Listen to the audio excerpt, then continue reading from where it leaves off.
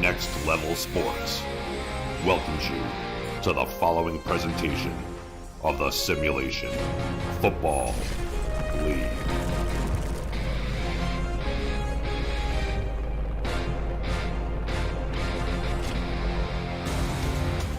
Good afternoon, everybody, and welcome to a Southeastern Division clash between the Atlanta Swarm and the Jacksonville Kings. I'm your play-by-play commentator, Ramos Ling. Alongside me in the booth is none other than the stat man, Mark Lopez. Mark, this is two of the most successful franchises in the player progression era. Atlanta has a championship under their belt, and Jacksonville has 2 championship appearances. They've always been great. What are your keys for this matchup? Good afternoon, Ramos, and good afternoon, SFL. Ramos, I think the keys to this matchup will be momentum from the previous week. On one hand, you have Jacksonville, who attempted to turn around their season. They were 3-2 leading up to week 7. And had an amazing game in week 7, going up 4-2 coming into this week. On the other hand, you have Atlanta Swarm coming off of a huge loss for them, going down 52-6, their biggest margin of loss and the most points they've ever allowed in history. Ramos, it'll come down to, is Atlanta able to turn around their momentum from their loss, or will Jacksonville keep rolling? We'll see in this game.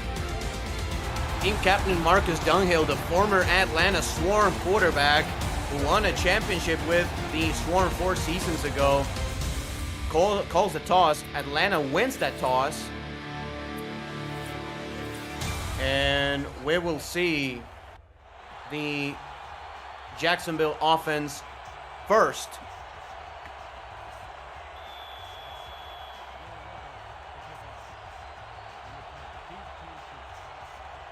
Ball is on the tee, and the hand by Steele is in the air, and we're on their way from Atlanta. This one fielded inside the end zone, and being brought back past the 20, stutter step, and making a quick tackle at the 23-yard line. As we will quickly introduce you to the Jacksonville offense, Marcus Dunhill, former league MVP and Atlanta Swarm quarterback, is under center. Jared Willis is the halfback. The wide receivers are Zachary Payton, Grayson Willis, Kingston Ellington, and Shea Carroll.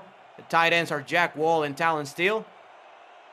Olivia Bleeker, Alden Bleeker, and Brian French of note in the offensive line. 3 wide receivers set to start this one. Marcus Dunhill throws. The pass is going to be caught by Willis, and he's going to be tackled for no gain. And Ramos, those 2 names are going to be 2 names that we will hear a lot tonight. Dunhill, Willis, maybe not together in the same play. Dunhill really likes to sling the ball, and Willis really good as a power running back. Coming into this game, these teams have met 14 times. Jacksonville advantage, winning 9 of those 14 times. We'll see if they can keep advantage. 4-3 defense here for the Swarm, shifting from left to right. Willis gets the carry, and Willis is going to be destroyed by Hall of Famer Aquantis Shine. And how many players of these 2 teams, Mark, we've seen through the years, just Hall of Fame talents from Christian Christensen, Marcus Dunhill, Aquantis Shine. I mean, just so many. And BDG Hollywood and the other offense. BDG Hollywood, yeah, absolutely, no question about that. Changing the play out the line of scrimmage is Marcus Dunhill. He will throw it short, and it's going to be about 3 yards shy of the sticks. It's Kingston Ellington who's going to make the catch. It's going to be a quick 3 and out. A quick 3 and out for the team who is 6th best in third down percentage this year, or this season. Jacksonville Kings 60% on third down. That is an insane amount, but not for this one. Slow start for them. And now we are going to see Atlanta's offense, who has perhaps struggled. BDG Hollywood, we mentioned, the Hall of Famer, struggling this season. We hope to see more of him this game. Punt goes away. It is a pretty good one to about the 36-yard line and brought back to the 41. And yeah, I mean, we are going to look at the Atlanta Swarm offense. Just so many great players throughout this team's history. We're going to introduce you to their offense. Brian Dynasty, the quarterback. Halfback is another BDG Hollywood.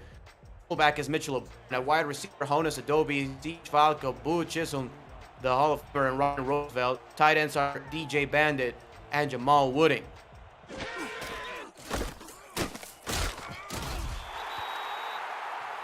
Atlanta Swarm offense is going to be a handoff and a pickup of about 2 yards.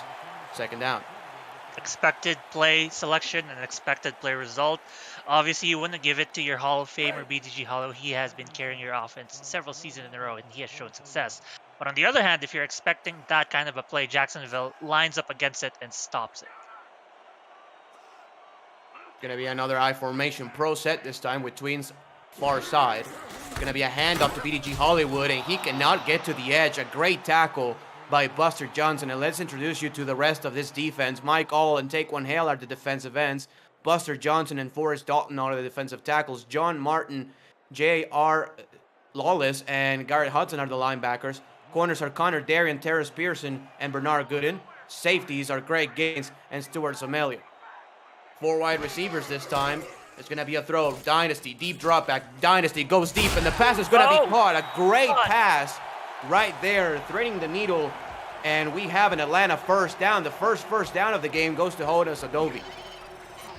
And that's what you want to see. That's what you wanted to see. If your running game is stifled in the beginning, let's reactivate it with a great passing game and a huge pass by Bryant Dynasty down the middle.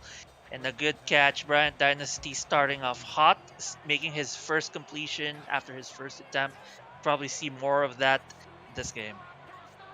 Veteran Greg Gaines, former Wildcat and Aztec, overplayed that one as Bryant Dynasty is going to throw again. Dynasty with a lot of time. Pass to the tight end, and it's caught.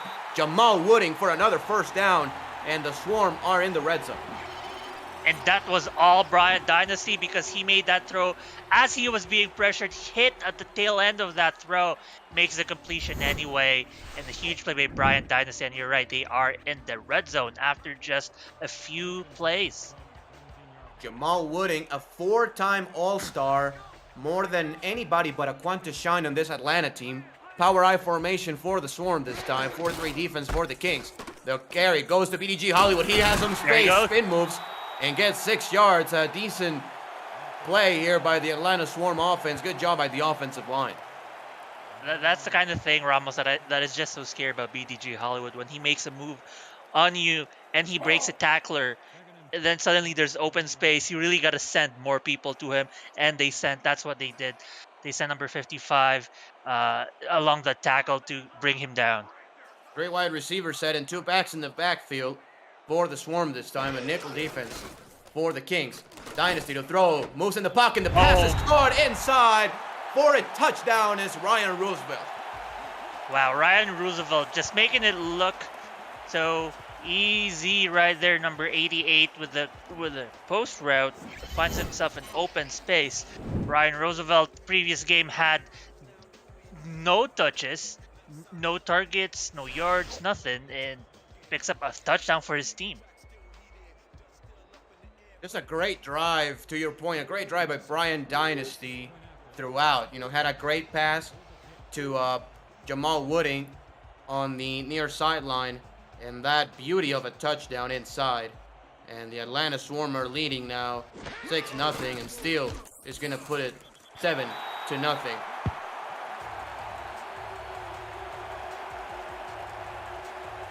And Jacksonville didn't have a first down. Do you think they have to involve Jared Willis a little bit more? Do you think they will go in the pass? Well, they have involved him twice in their first 3 plays before they punted it. And I think Ramos, rather than involving him more, they just got to change how he is involved. Give him more open lanes, maybe run him down the edges. Although we know him to be a power running back, so maybe running through the middle is their game plan. He has shown success on it in their previous game. And I wouldn't be surprised if they just kept handing it to him, feeding it to him down the middle. I do agree, as Zachary Patton returns this one to the 25-yard line. And we're going to take a look at the Jacksonville Kings offense one more time. And to introduce you right quick to the Atlanta defense, Chris Porter, Billy Ray Valentine are the defensive ends. Leo Jefferson and Joshua Williams are the defensive tackles. Aquanta Shine, Craig Higgins, and Diamond Blackwell are the linebackers, as that carry for Jared Willis goes for no gain. Jack Napier, Dom Fletcher, Jay Rock, and Jay Miraculous are the 4 corners. Moose Papineau and Chris Henry are the safeties.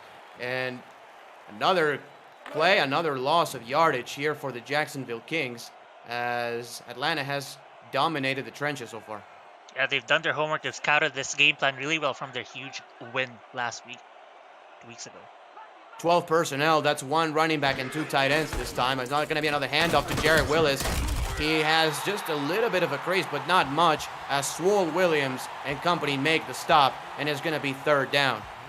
And that's the game plan. The game plan is in the name of the team, the Atlanta Swarm, swarming in the middle. Even if you give Jared Willis a single hole and he makes it to the 2nd level, well, he's going to be met by 3-4 bodies, and that's exactly what happened. Going to be 4 wide receivers this time for Marcus Dunhill. He's going to throw a deep drop back. The pass by Dunhill is going to be caught right past the sticks to Kingston Ellington for a 1st down. Yeah, that is Marcus Dunhill for you, all-time great. I believe he was number 13 in all-time passing yards. Very good as well this season. Has been working very well. I think the chemistry with his team, just finding his receivers downfield, converting on 1st downs. We talked about 60% 3rd down conversion. That was an example of it. Dunhill again to throw the pass over the middle is going to be caught. A great throw, great decision right there by the veteran quarterback, as the other Willis Grayson gets the catch for a move of the sticks. If you're new to the SFL, the Simulation Football League combines traditional sports, esports, and a role-playing game into one. Team strategies are being executed in real time, but our simulations as real-life players compete on the virtual gridiron. For more information, visit the SFL at simulationfl.net. The SFL, we put the fan in fantasy, as we take a look at a Quanta Shine, perhaps the best stack linebacker the league has ever seen. Right there in the middle. 12 personnel again. It's going to be a throw. Dunhill checks it down to Willis. A dangerous pass. That was backwards. If he doesn't catch that one, that's a loose ball, as he makes the catch. But Chris Porter is right there for a 3-yard loss. You've got to think, Ramos, that the coverage downfield was immensely well done, because Willis wasn't even his 3rd or 4th choice in his option tree. Made it at the last-second decision, and Willis not in a good position to gain any yards. 4 wide receivers set again here for the Jacksonville Kings offense. There's going to be a throw. Dunhill passes deep, and the pass by Dunhill is going to be caught in triple coverage. Kingston Ellington, who's been the best target so far in this 1st quarter for the Kings, moves the sticks again. Kingston Ellington, so far, a great receiver tonight. Despite only 271 yards and 21 receptions, he's not the favorite target, but tonight, or this afternoon, he is showing up. That he is going to be another 1st down at the 32, already in scoring position in a power formation for the Kings. It's going to be Willis for no gain again, as Billy Ray Valentine makes the stop, and so far they cannot get anything on the ground. I think it's going to be more of an aerial attack here, Mark. I believe so. You got to give credit to Billy Ray Valentine. I think he faked out Jared Willis, had to flash him and force Willis inside, and then made the tackle, and that's how he brought him down. Another power formation. They may try to run it again here on 2nd and 11. Dunhill hands off to Jared Willis, but there's nothing there as the linebackers converge for a pickup of maybe a couple. I mean, if you have a Quanta Shine, Cree Higgins, Diamond Blackwall, all linebackers who have been very productive, especially Shine and Higgins, you know, they're just there to meet Jared Willis and make a stop like that, and you're suddenly in a position like this where you have to rely on in Marcus Dunhill's arm. There we go, 4 wide receivers again. Dunhill throws it deep, and the pass is gonna be caught for a touchdown. It's Kingston Ellington on the go route.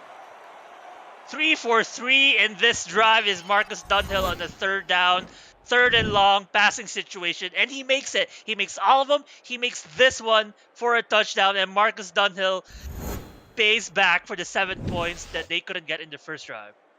And the number 5 pass defense in football, the Atlanta Swarm, allowing only 249 yards per game, gets beat over the top as the Jacksonville Kings are an extra point away from tying this one up. They've also only allowed 7 passing touchdowns. Already 1 allowed passing touchdowns this afternoon. Kick is up and good, and we have a tie ball game at 7 points. The Atlanta Swarm, before this game, had only allowed 7 passing touchdowns in 6 games. That was second fewest in the SFL. And Marcus Dunhill, the former Swarm, already has 1 in the first quarter. Interesting fact, in this matchup, half of the time the home team has won, which is a very close matchup. If you think about it, until you realize of those half games that were won, 5 of them were by Jacksonville. So really, it's going to be up to Atlanta to swing the tides and gain home field advantage. They've only won 2 of 4 of their home games against Jacksonville. Yeah, that's a really good point as we take a quick look at Brian Dynasty's updated numbers so far. Perfect so far with a touchdown, and it's been Jamal Wooding once. It's been just Roosevelt for a touchdown. It's a little bit of everything so far, and BDG obviously carrying that football. It's going to be 12 personnel here for the Swarm. A pass to the outside is going to be caught. That's Jamal Wooding for a first down, and more spin mode, breaks another tackle and gets to the 48-yard line. You know, Mark, Jamal Wooding, if you want to compare it to an NFL player, I will compare him to like Darren Waller from the Raiders. Very tall, very slick, very quick, with incredible hands. Incredible hands and just the ability to keep rumbling on despite being touched and being attempted to be brought down by defenders. He shows it right there, his ability to break away. Could have, if he broke away from the last tackle, which was definitely a possibility, Ramos, that was open green space. Because, you know, Jamal Wooding is not like, you know, for example, Mike Daggs, you know, he's like 270 pounds. Jamal Wooding is 255 at 6'6". So that's kind of a leaner body, and it's like having a bigger wide receiver right there, as Dynasty will throw the pass over the middle, and that's Boo Chisholm for a first down to the 37-yard line. Boo Chisholm, one of Dynasty's favorite targets, one of one of the more renowned receivers in this team, and looking like a really good player this afternoon. Maybe from the shotgun formation, look at the top of the screen to the outside. There's a lot of cushion right there. Dynasty decides to go deeper, and the pass is picked off, and he can be returning past the 40, past the 50, past the 40-yard line to the 30. Can he be caught? Yes, by Mitchell O'Brien, but it's going to be a first down by the Jacksonville Kings offense. What a play. I mean, just diving for it. The veteran Bernard Gooden gets the pick. Ramos, I think that cushion may or may not be a fake out because they instantly closed that gap, stood on the ball and where the ball would be and picked that off. And I understand why Bright would throw it that way. You see that cushion, wow, my receiver's gonna be there, gonna be in open space. I gotta throw it to him, but he did not realize that the defender read that play too and made the interception. So Bernard Gooden has been one of the, you know, staples of this defense. 7 seasons with the team, never been an all-star, but always so solid as Willis gets a handoff for a pickup of 1 yard. And Atlanta will have a second down. But, you know, Mark, this is a pretty young defense. Yes. You know, aside Bernard Gooden, 7 seasons, Taquan Hale, 9 seasons. I mean, Buster Johnson, Forrest Dalton, Terrence Pearson are rookies. You have J.R. Lawless, Gary Hudson in their second year. Same with John Martin. The linebacking core is just very young. And they're playing really well as this handoff goes for a pickup of about 2 or 3 yards. Yeah, I absolutely agree. But that goes credit to the Jacksonville coaching staff and their ability to just train and bring up all these young players into the level that they are playing today.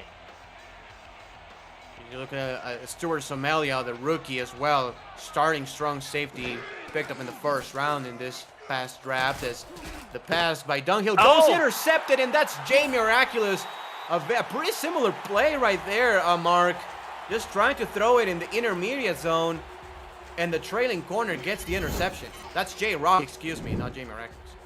And another young defender, Ramos, to your point, Jay Rock, only 2 seasons in the league, comes away with a huge one, turns it around for his team, and a wasted opportunity for Jacksonville, throws it away in the very next play. Interception, I think that might be a key for both teams tonight. Interceptions were Jacksonville's bane in their 2 losses this season in Atlanta, just throwing the ball all this season. Ryan Dynasty will throw it to BDG Hollywood. Look at BDG. this speed by BDG Hollywood getting to the edge and getting to the 29-yard line.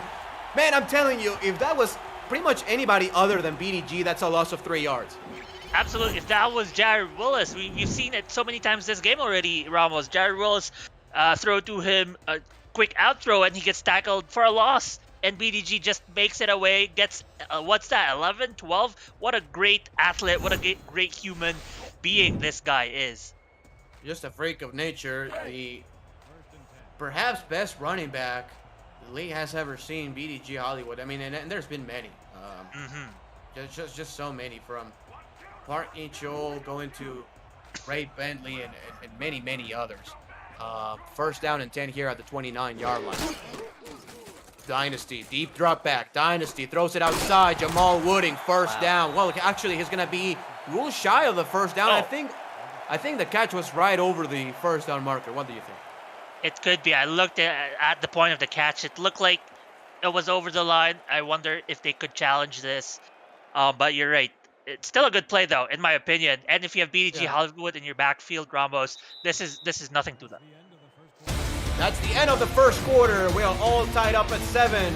We'll be right back. This is the Simulation Football League on Next Level Sports.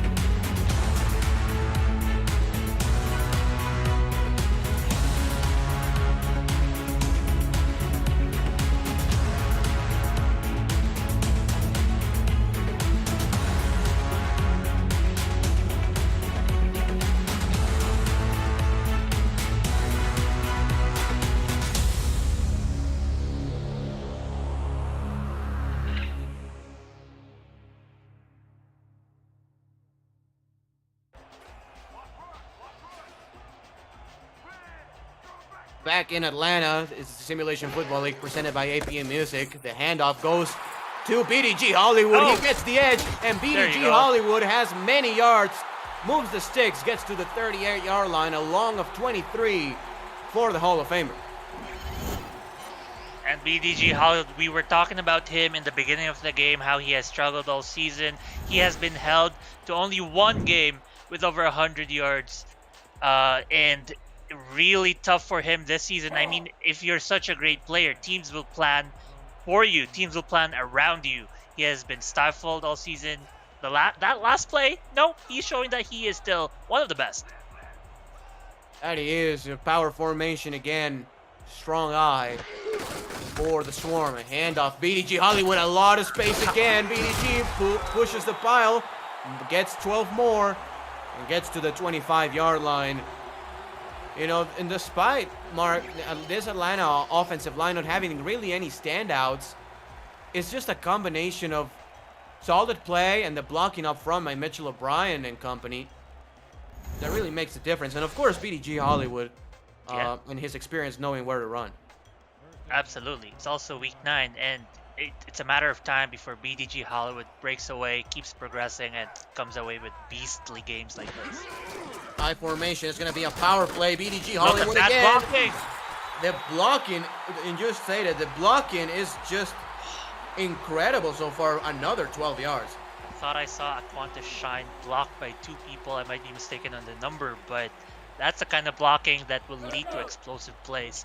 And suddenly, after relying on Bryant Dynasty for huge success in their previous drive, now we're switching it up, and it's working wonders for them. 12 personnel for the Atlanta Swarm offense. Handoff, stretch play. BDG is going to be caught up behind his own offensive lineman. Gets only 1. Good pursuit, though, on the play. Right there by number 55, Martin. Second-year guy. And it's going to be second down. Yeah, Martin, quiet in his previous game with only 3 tackles, but being able to contribute like that, especially against BDG Hollywood, you take every single play you get them. Oh! Free play right there. Brian Dynasty throws it, and the pass is going to be caught. I think he was tackled just shy of the goal line. We're going to take a quick look at what the referees say. DJ Bandit with the catch.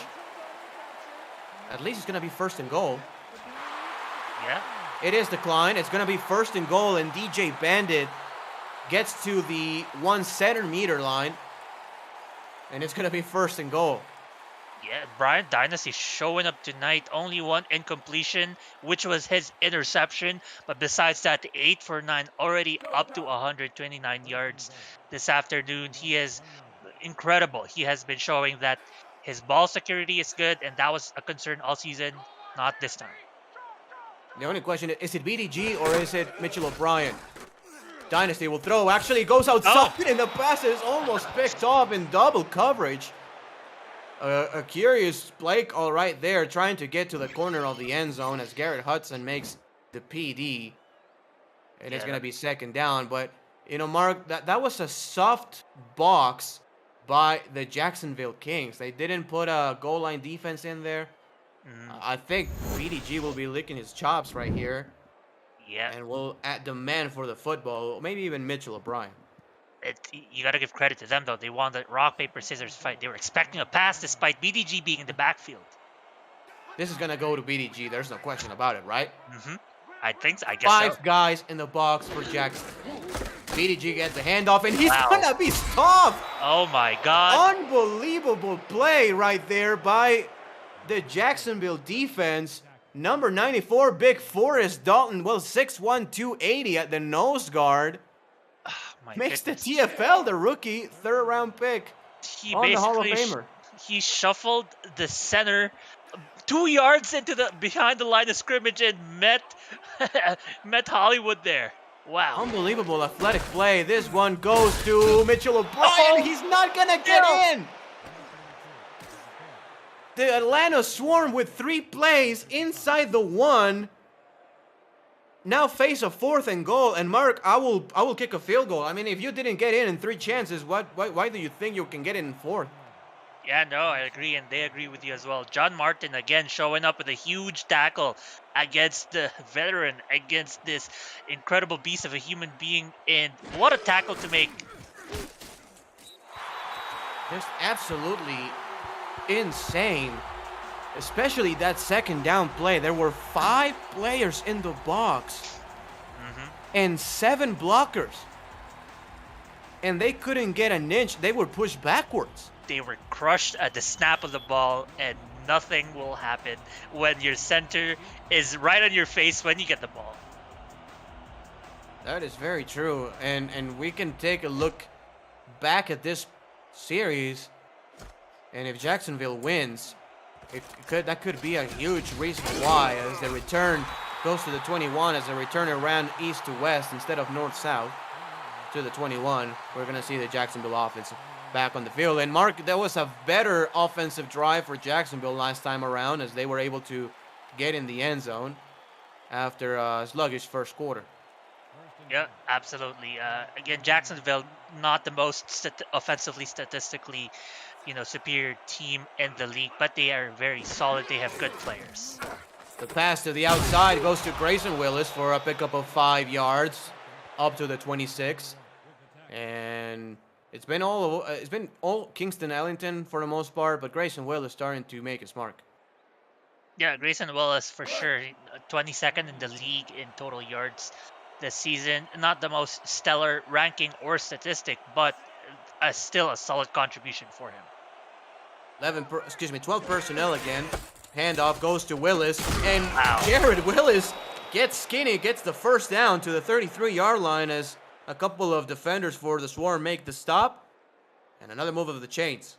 We were talking about differences in players and how, him versus BDG Hollywood, the type of runners they are. Here, Jared Willis showing his agility in tight spaces. 2 backs and 2 tight ends in the backfield this time. It's going to be a handoff to Willis again. And Jared Willis gets another 5 on the play to the 38-yard line. And I like this approach here by Jacksonville. Get Willis involved between the tackles. Yeah, and I mean, Ramos, they have shown success with this kind of style in their last game when they won 27-8. And showing it again here, flashes of why it gave them that victory. Another throw this time. Jared Willis with a check down, and that time he goes absolutely nowhere. Have you checked out video content produced by our community lately? Catch the Simpod every week, SFL Crunch Time, and Road to Glory every Wednesday night. SFL Nights with AJ Striker premieres Thursday nights. Say It With Your Chest airs Friday, and Netma can be seen all week long at 6 p.m. Eastern Time. Every week, the live show is scheduled, can be accessed through our Discord server at the top of the channel, listing. Just look for the events tab and join the SFL as Dunhill will throw, and he will not throw as Swole and his 300-plus pounds gets him in the backfield for a 3-yard loss. 4th down. I mean, he had so much time, but when you spend that long trying to look for your receiver downfield, someone's gonna eventually get to you, and someone got to him. Someone got to Dunhill. Unfortunate for them, unable to turn around a huge defensive play from the last series, and now punting the ball. We're going to see a punt by Jacksonville. It's going to be fielded at the 29-yard line. And we're going to see the Atlanta offense on the field. And you know what's the definition of crime, Mark? Joshua Williams has only made the All-Star once. That's crazy. Oh, that is true. He is... Sorry to cut you off. He is, in my opinion, one of the 5 best D tackles the league has seen. I mean, it's Dominguez. I will say Rick O'Reilly of back in the day. I will say Hunter Norwood, as this pass goes for 4 yards. Swole is right there in my top 5. Yeah, I can agree with that. Great player, great athlete, and you're right about his athleticism and the way he has been utilized in defenses. He has shown up, and really great on that previous play as well. 2nd down and 5 yards to go. The ball is at the 35-yard line. Maybe another handoff to BDG this time with another power set. There it is, going to the outside. BDG Hollywood is going to break a tackle, but a great pursuit by the linebacker Martin, making the tackle, and it's going to be 2 yards shy of the 1st down. Yeah, Martin right there on his assignment is definitely number 1 in Jared Willis. And that's what you got to do, because Jared Willis can BDG Hollywood can break tackles. Before he breaks a tackle, bring another body. 3rd down and 2, same formation. Another handoff to BDG, and he's not going to get the 1st down. Tackle 1 yard shy of the 1st. Take one, Hale and company make the stop, and it's going to be 4th down. Great stop by the Kings. Deja vu, but 62 yards away from the end zone this time. And a similar situation where it's 3 downs, 3 handoffs. Well, it was 2 handoffs in the previous series, but it's similar, Ramos, where they just got BDG Hollywood's number at the right time to force a stop. Punt goes away, and it's going to be fair caught by the Jacksonville Kings at the 25-yard line. I mean, Joshua Williams, he's a 3 technique, right? That's defensive tackle. 3 technique. 73 sacks in 8 seasons. That's 7 per year as a 3 tech. That is so good. And he is also top 10 all time in tackles for loss. By the way, the 73 sacks in his career is 8th best. Handoff to the outside. Willis loses one. Yeah. Once again, Jared Willis on the ground struggling this afternoon, and this Atlanta defense, this Atlanta Swarm defense showing what they have game planned and putting it in good effect. Formation is a power I this time. Another handoff goes to Jared Willis, goes to the outside, gets the edge. Jared Willis with a spin move and goes to the 30-yard line. Good pursuit by the linebackers. And it's going to be 3rd and 5. That was the rookie Diamond Blackpool with a tackle, a key one, and Jared Willis, who looked like he could be making lots of moves inside and breaking away for a huge gain, but not this time, forcing a 3rd and 5. Diamond Blackwell, great tackle. And thanks to Jack Wall in the chat, who has better math than me. That's about 9 per year, not 7 a year. So about 9 sacks in 12 game seasons for Joshua Williams. This handoff goes on 3rd and 5, and Jared Willis goes nowhere because Aquantis Shine, speaking about top 5 players of all time, gets the stop, 4th down, and I think this is going to take us to the 2-minute warning. I don't think McCoy is going to punt this one away. But Atlanta will have about 2 minutes to score one more time. Yeah, again, great defensive player right there, Ramos, and you're right. Great players to make those points. 2-minute warning. Atlanta 10, Jacksonville 7. You're watching the Simulation Football League presented by APM Music on Next Level Sports. Be right back.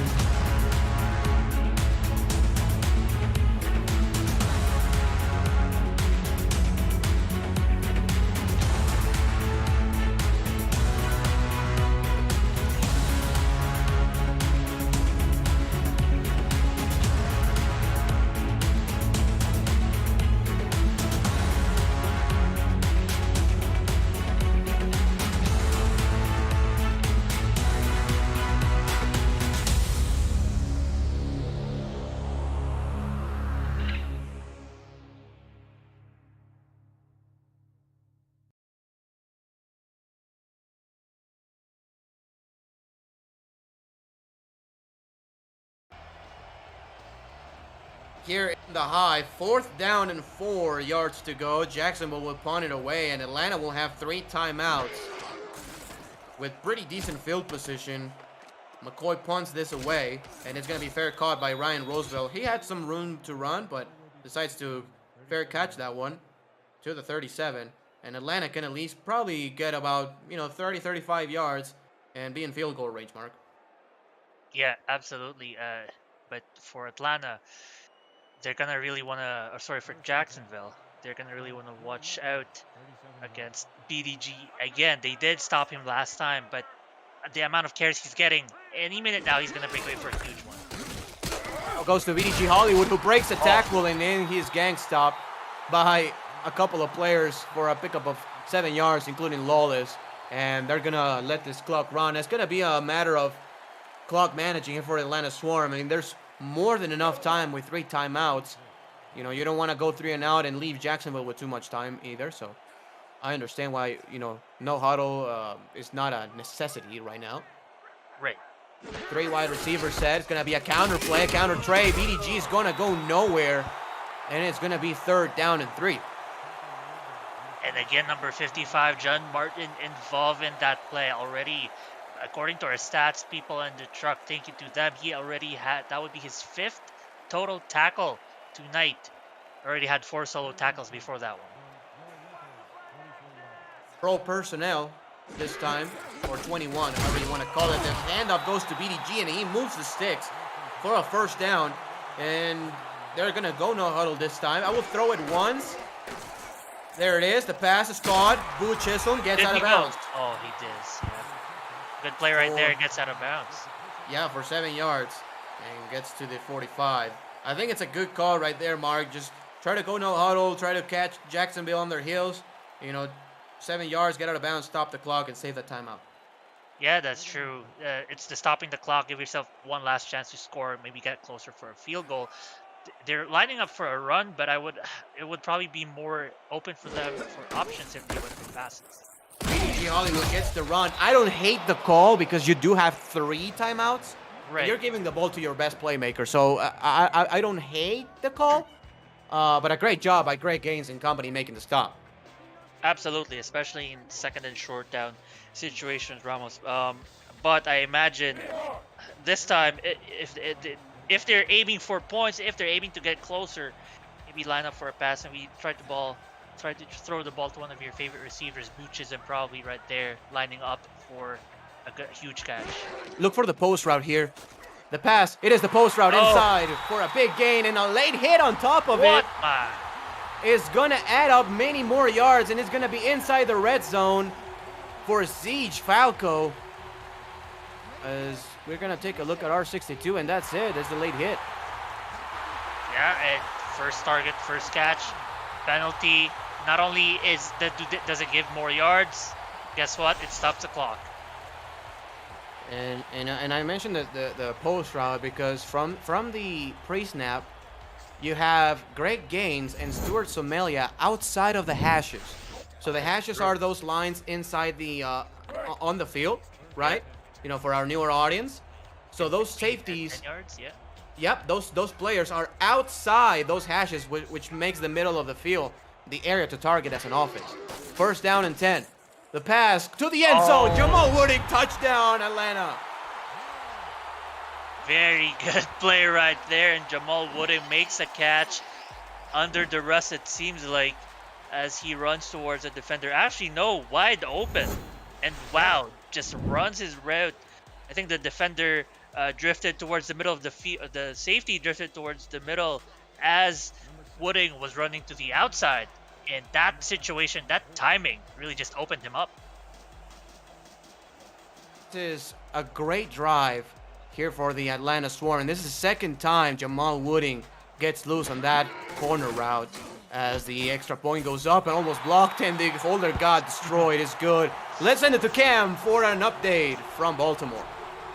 Thanks, Ramos. Mike St. Green, Sparrows meet Buzzsaw. Yeah, Cam, no hazard, but no problem because Max Shima finds the back of the end zone and a touchdown, and Baltimore scores early. Still early, but Sioux Falls now has to punt.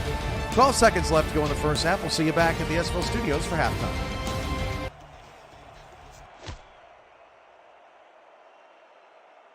Okay, goes away. Thank you, Cam. Being returned past the 20, past the 25.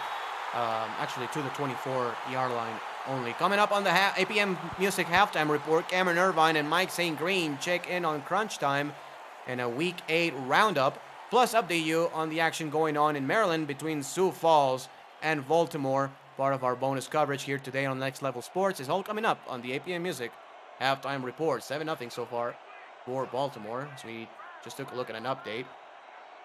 As Jacksonville seems that they're going to just run the ball, trying to get an explosive play. Jared Willis doesn't get much. It's only a 3-yard pickup. And that's halftime from Atlanta. We'll be right back. You're watching the Simulation Football League presented by APM Music on Next Level Sports. And we'll be back with the APM Music halftime report. Cameron Irvine and Mike St. Green after the break.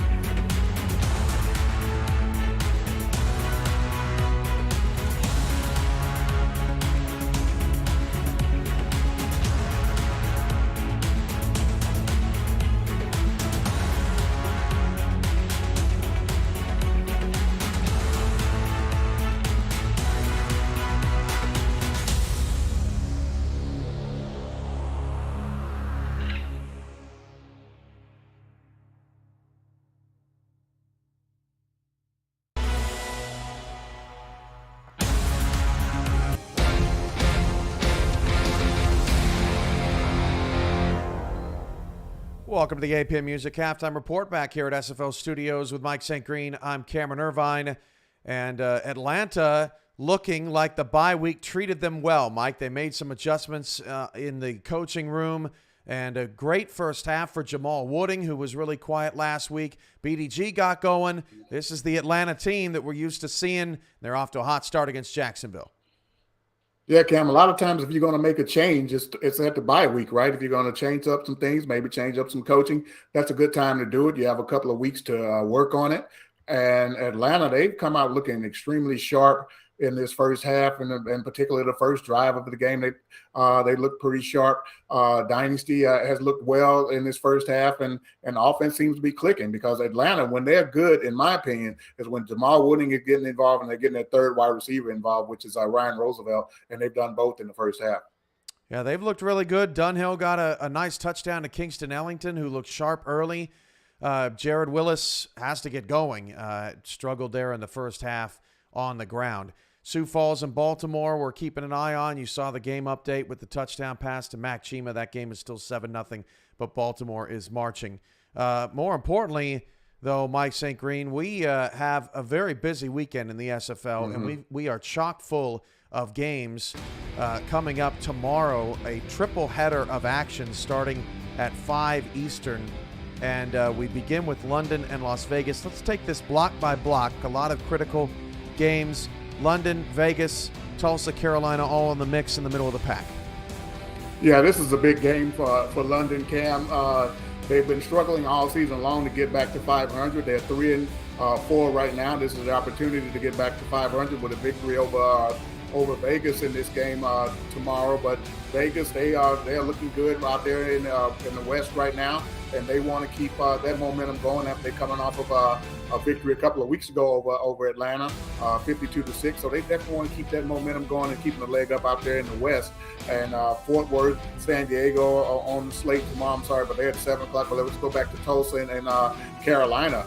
Tulsa has been looking great the past couple of weeks. They're coming off a huge victory as well last week.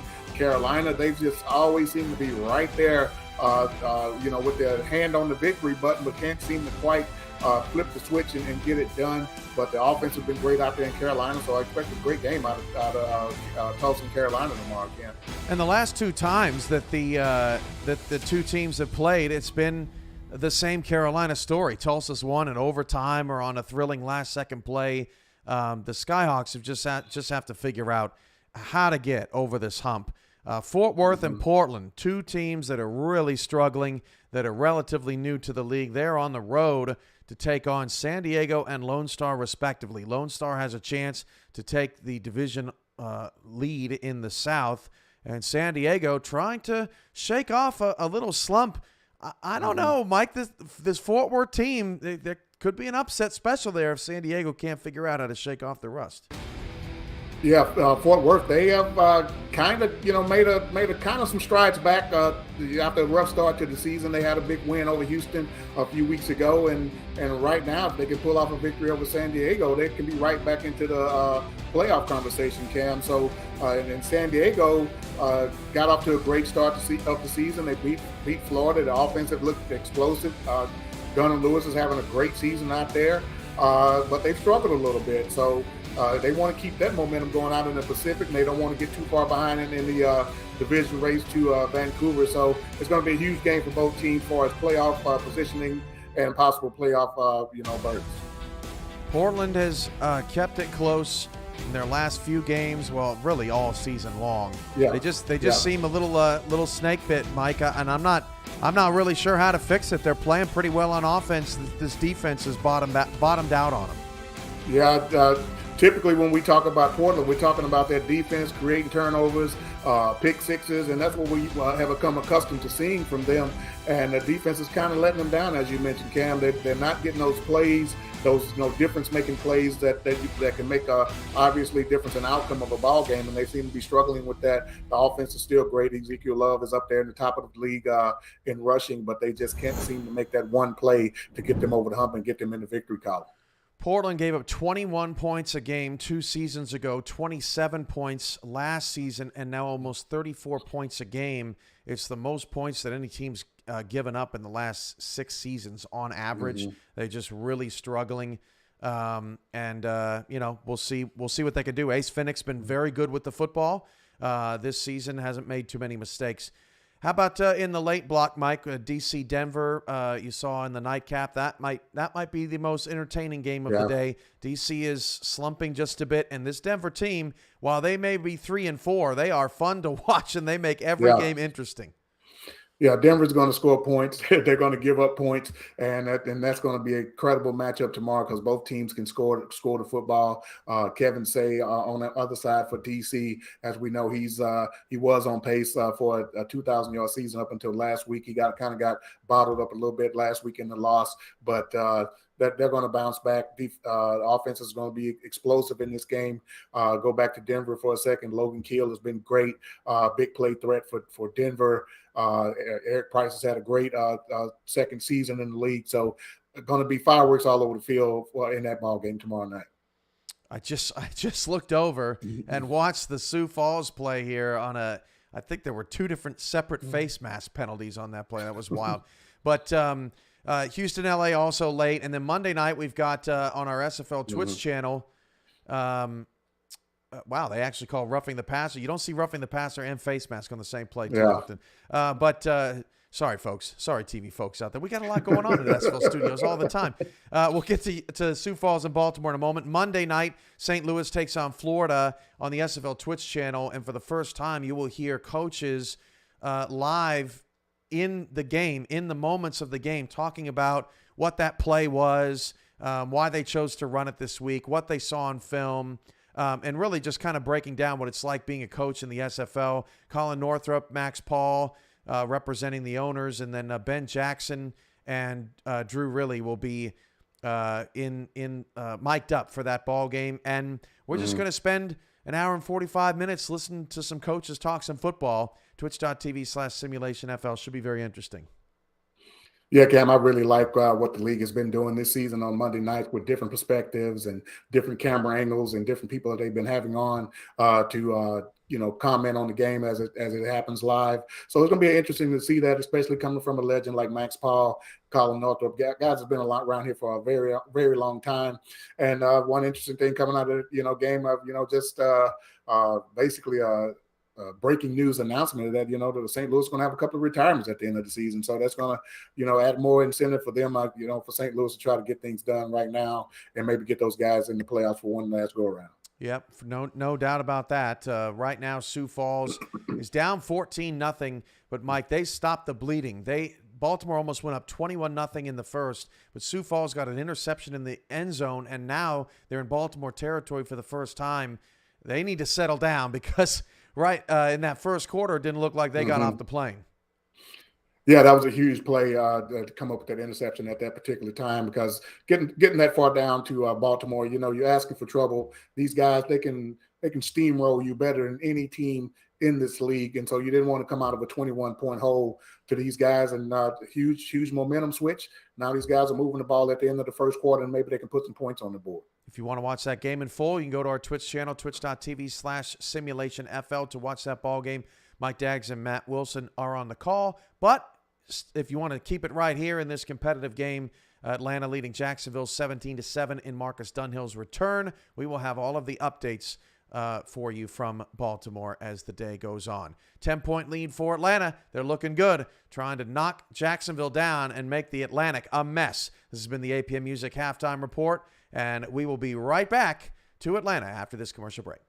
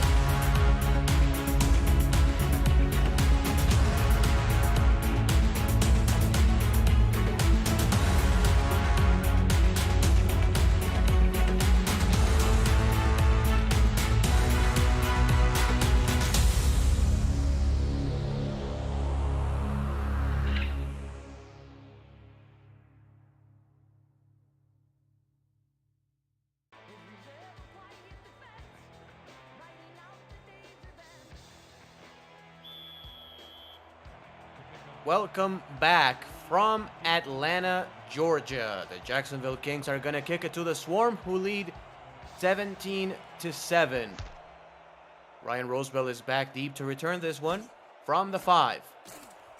Pass the 20, pass the 25. Rosebell has some space. Double spin move. Ryan Rosebell just gets tackled by the kicker at the end to the 44-yard line, but great field position by the Swarm to start the third quarter. Putting on the turbo spin mode is Roosevelt right there, and you're right, almost went away for a huge return. Well, this is already a huge return and setting them up as if their momentum wasn't good enough already from the previous half. They start this one with a bang, starting off with a great ball position.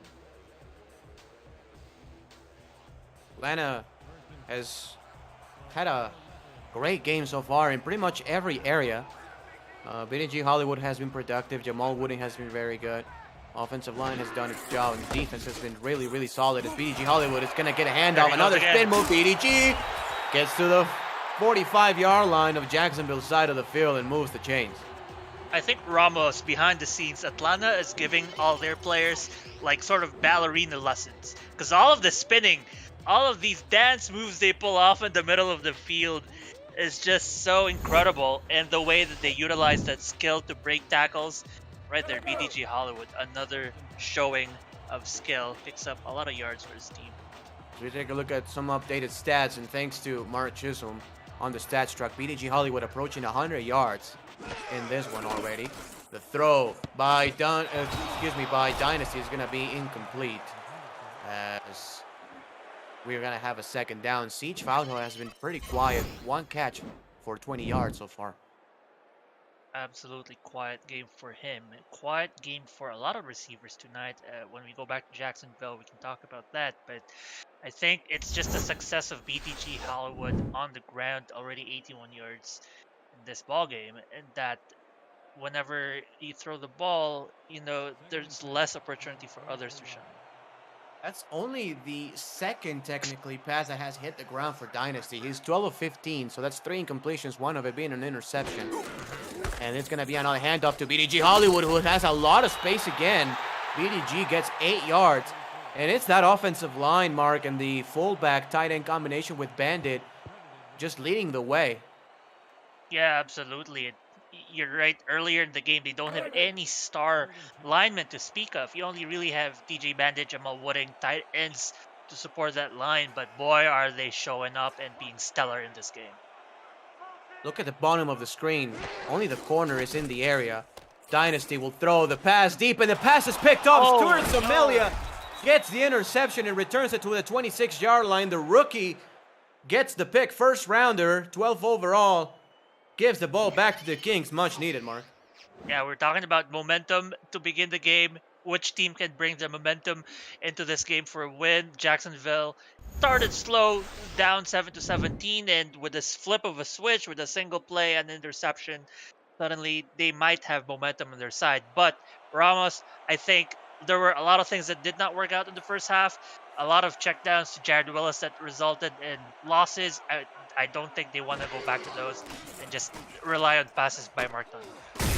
I agree, as Jack Wall gets the catch. That was press man-to-man coverage, and pressing a good tight end with a linebacker is normally a benefit for the tight end, as he gets 6 yards. Siege Falco has been blanketed today as one catch, 21 yards in 3 targets and an interception, while when Brian Dynasty is throwing his way. So a really good job by the Jacksonville Kings rotating that coverage. 12 personnel, handoff. Willis doesn't get touched after he picks up a first down and puts the ball at the 38-yard line. One of his better rushes this game so far, only averaging 2.1 before that run, and picks up, over 5 for his team, picks up a first down. The last completion to Jack Wall, by the way, the first receiver who is not named Kingston Ellington or Grayson Willis to get a catch or a target. So spreading the ball finally. The pass inside is caught off the deflection by Zachary Patton, and there you go, another catch by somebody not called Willis or Ellington. When I say Willis, I mean either Jared Willis or Grayson Willis, and he gets about 6. Marcus Dunhill, low-key, has had a pretty, good game. Only one passing completion, which was an interception, so no ball has touched the ground, and a little bit over 100 yards. The ball goes to Jared Willis, and he's going to push forward for a pickup of maybe half a yard, and it's going to be 3rd and short. And we've seen so many times in this situation, Jacksonville, if you look at how much they have converted 3rd downs, only 2 of 6 in the ball game, 2 of 6 that was from the first half. That was care of a lot of Jared Willis handoffs. Now it's 3rd and short. Will they go back to him? Certainly possible. Yes, Jared Willis gets a handoff, goes outside, and he picks up a first down. Kudos to the offensive line, because that's a slow developing play, as a couple of all-star players such as Olivia Bleeker and Brian French are in that offensive line. Alden Bleeker is another one, and the Jacksonville Kings have another first down. Yeah, as well as Jared Willis just making the most of what little he has. There were lots of defenders in that space and just ekes out enough yards for a first down. Two backs, two tight ends again, as Willis is going to be destroyed in the backfield. Swole Williams with a 3-yard loss, and another TFL to a splendid career. Absolutely. Williams, very productive tonight. You've been calling his name. He's been involved in a lot of blocks, a lot of broken down blocks, and right there as well, a huge TFL.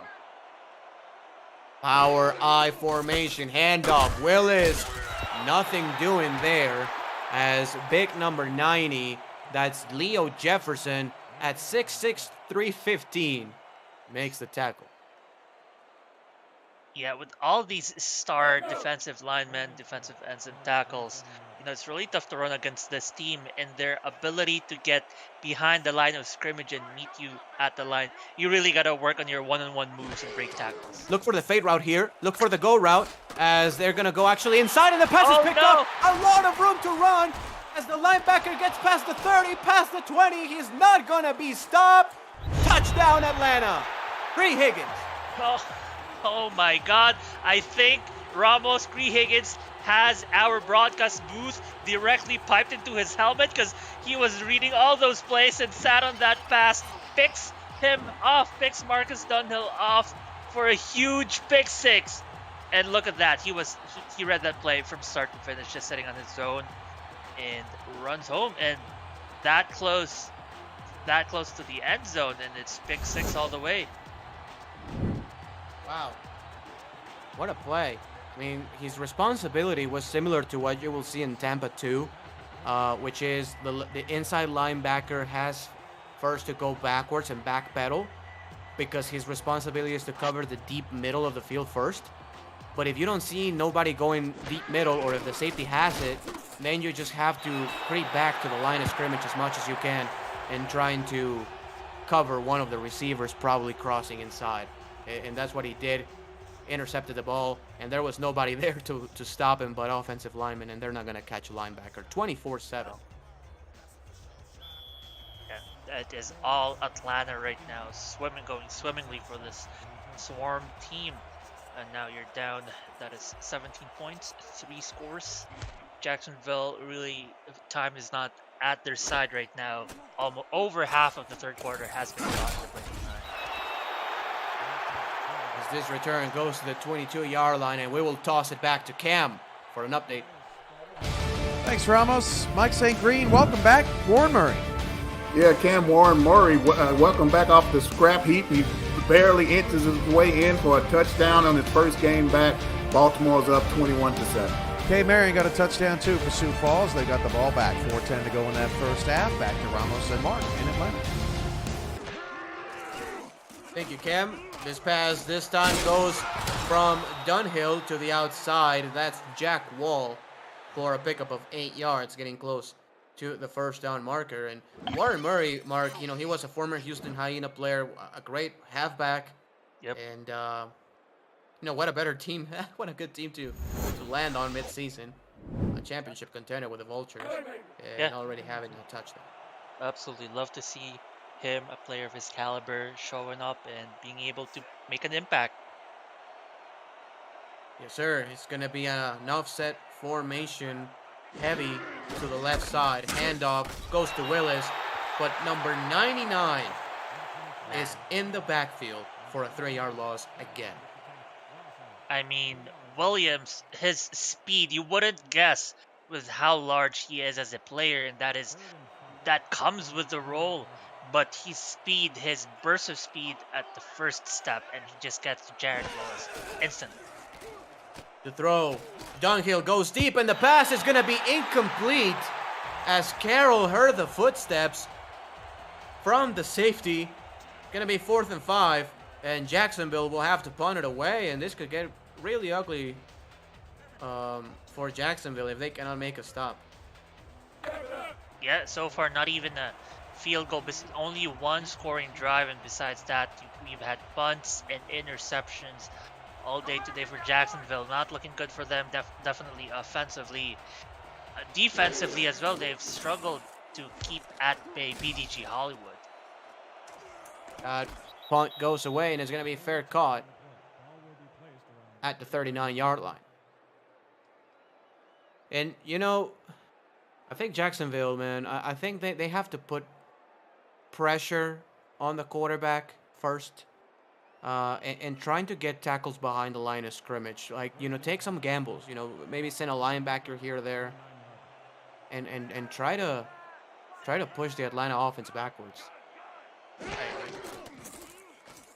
To throw Dynasty outside, the pass caught. That's going to be, I think, Siege Falco with a catch for a pickup of 6 yards. There's Brian Dynasty's updated numbers. Really solid game so far. You know, aside those couple of picks, has been really good. Absolutely, already threw 2 touchdowns this game, which is over half of the team's offensive production. So very good on that end for him as well.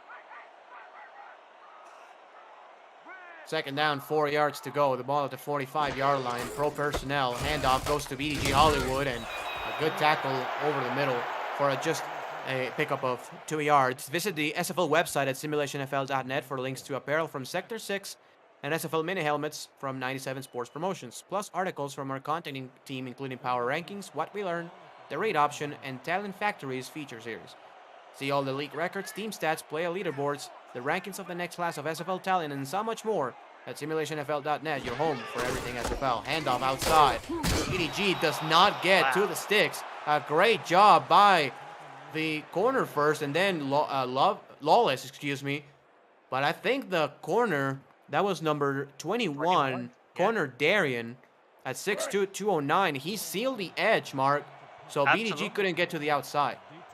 Yeah, I would give credit to him as well. He was there. He filled in the gaps. Well, not really a gap, but the edge, as you mentioned.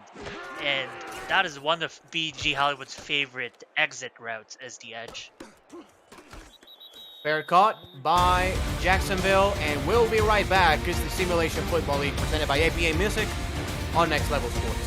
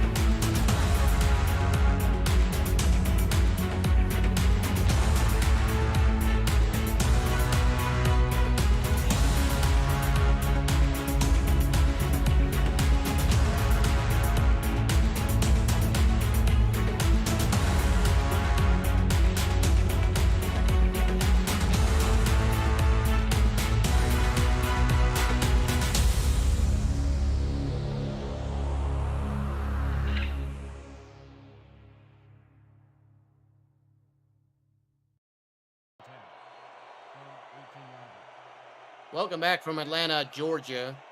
Jacksonville just got a monster stop, and they have a chance to get closer in this one as Jared Willis gets a handoff, and we'll pick up only a yard on the play, if that. A couple of Atlanta Swarm players on the Yeah. stop. And a big shout out to Mr. King Rashid and Mr. Mark Chisholm on the stats truck. Doing a great job.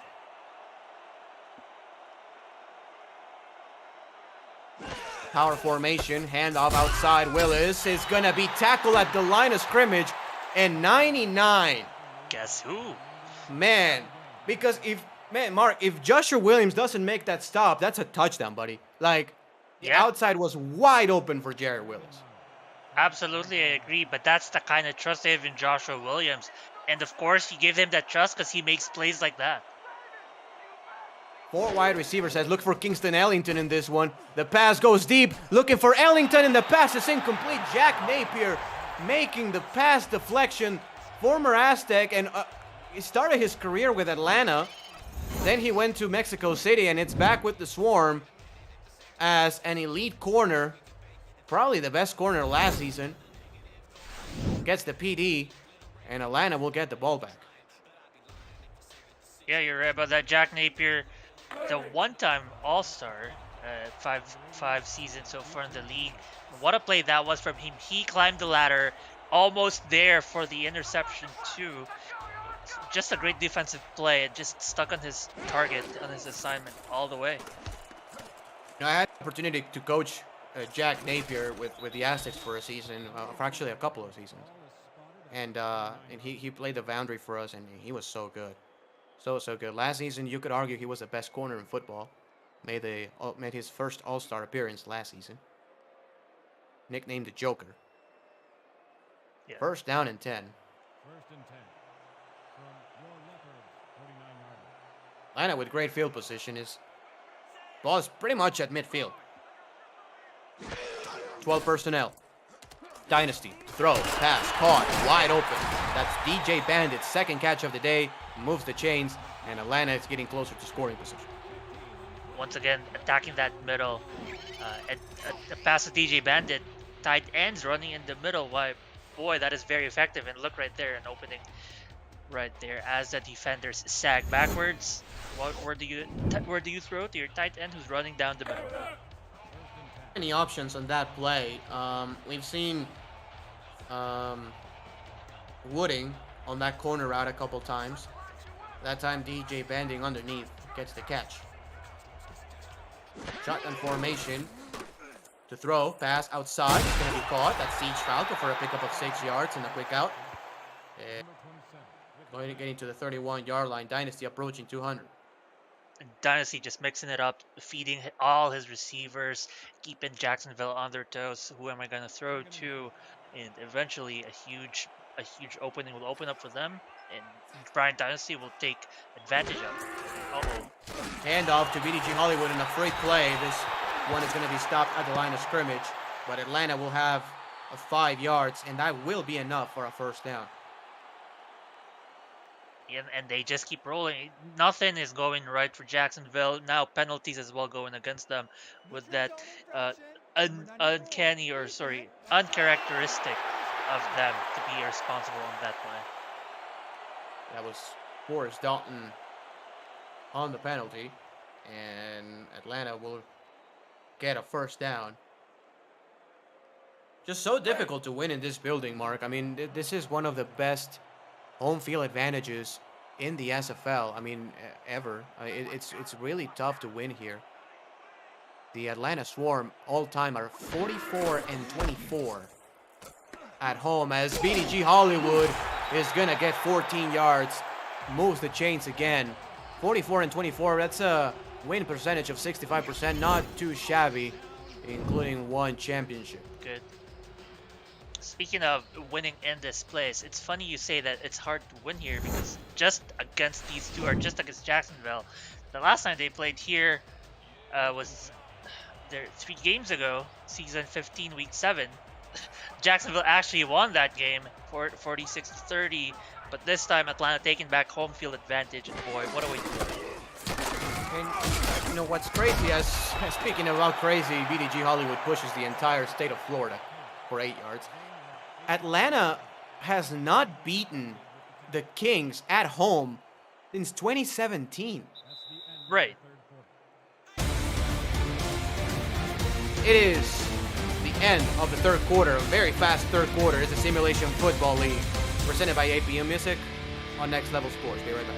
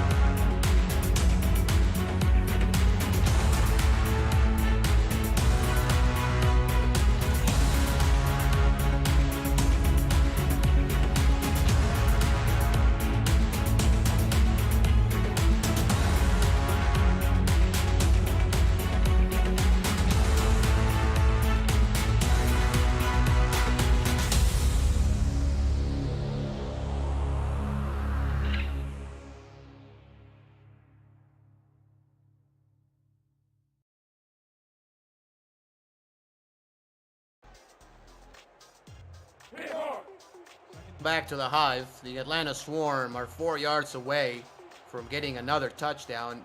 A Swarm team that has not won against Jacksonville here at home since season 9. That was 2017. It's been 4.5 calendar years as a handoff goes to BDG Hollywood, and what a tackle by Greg Gaines, just shy of the first down marker.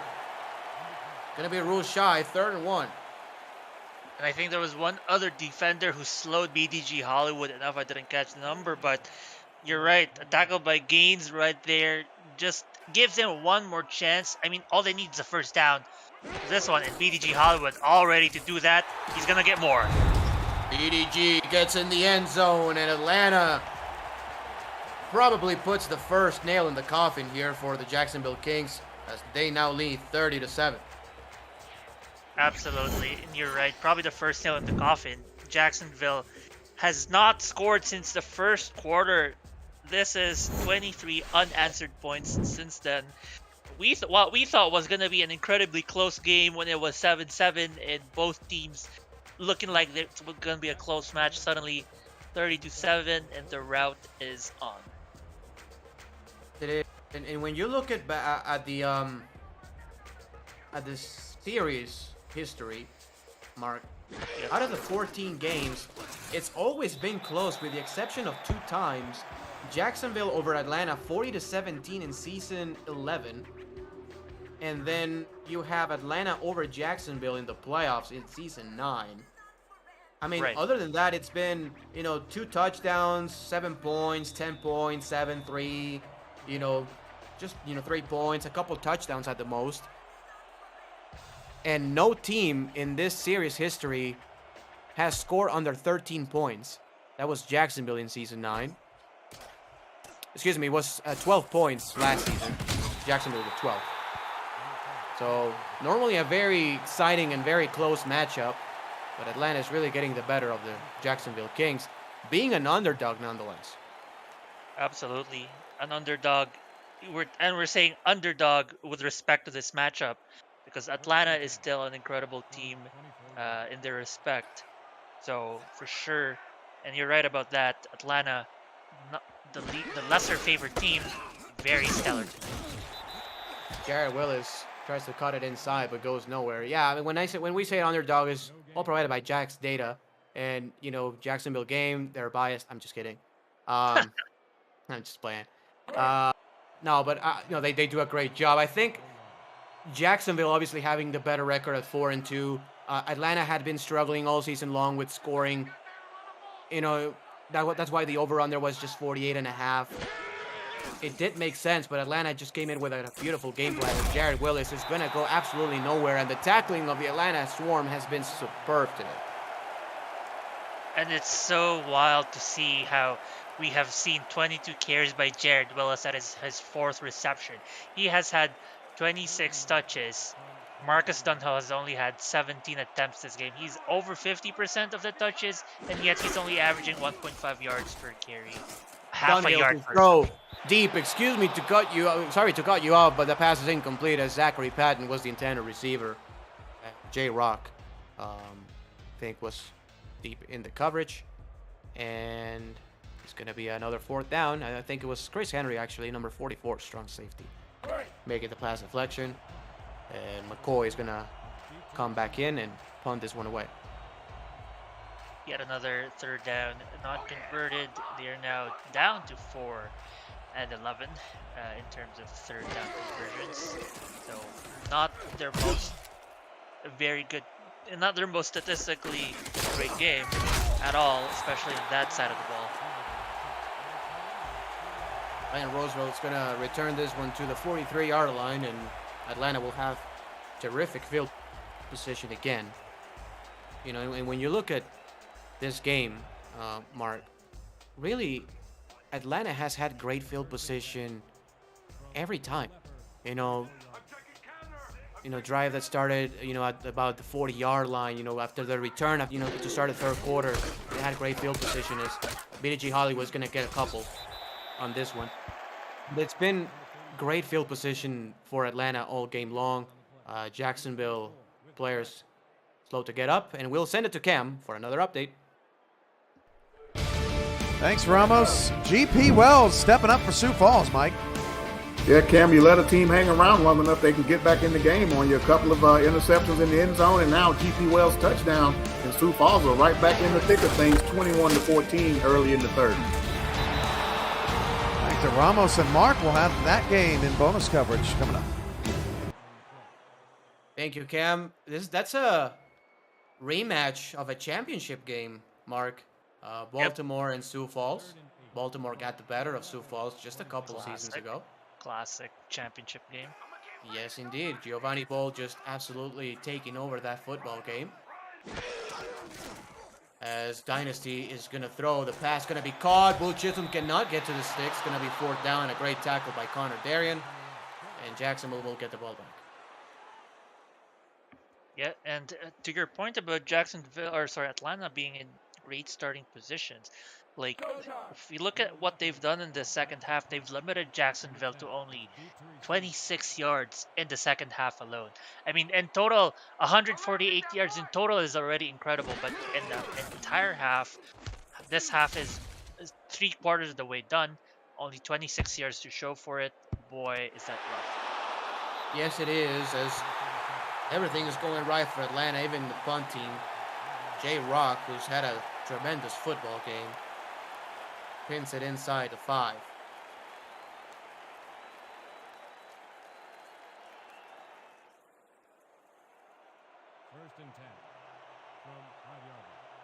First down and 10. Ball at the 4-yard line for Jacksonville. Handoff goes to Willis. Willis, no gain on the play, maybe 1. As the SFL continues spotlighting games in their own time slot, Monday, March 14, with St. Louis against Florida. This week's special feature, live mics all night from both teams' coaching staffs as they talk about the matchup and the game unfolding in front of them. Visit simulationfl.net for complete Monday night special schedule and analysis, and I cannot wait to see those great coaches break down that game. You have the great Max Ball, you have the great coaching staff in St. Louis that has just turned that franchise around over the last couple of seasons and been really a contender. It's going to be really fun.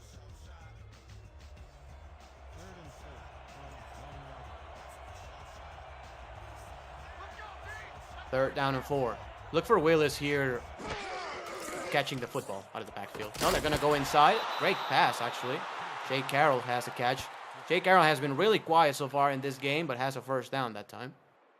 Yeah, that was in fact, his first reception and target. That was for 11 yards. Sorry, their first catch, not their first target. That was already their 3rd target, but it's their first catch. Kings personnel, 3 wide receivers, or 11 personnel. As Marcus Dunhill is going to throw. Dunhill passes deep. The pass caught. What a laser right there to Grayson Willis for a 1st down on the post route. Wow.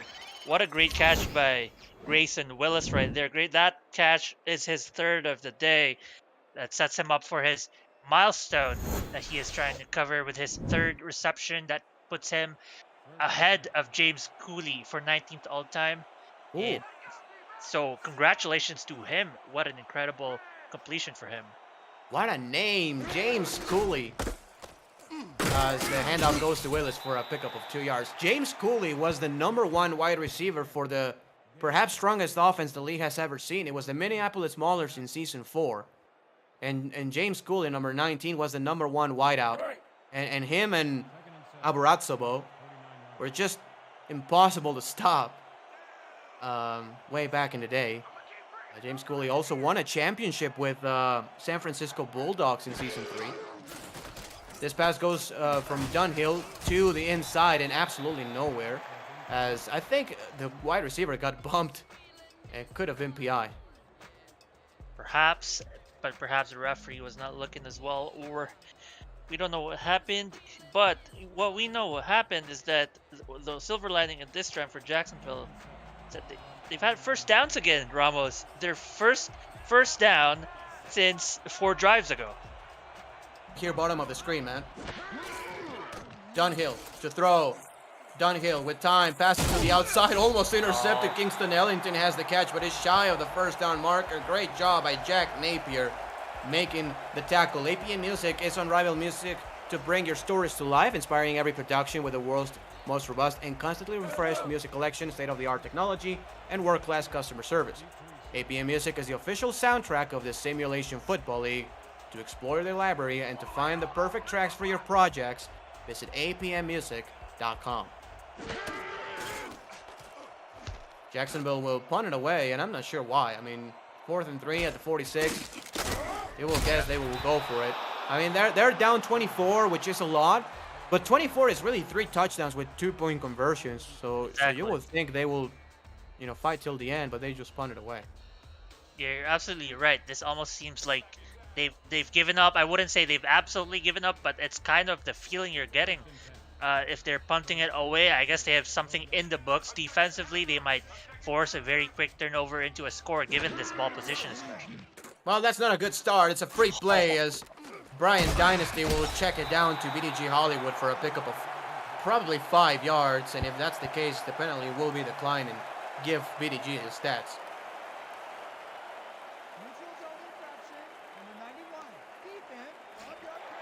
Now they're going to accept it. I think that was like 4.5 yards probably.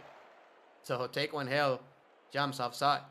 And Atlanta will have a 1st down.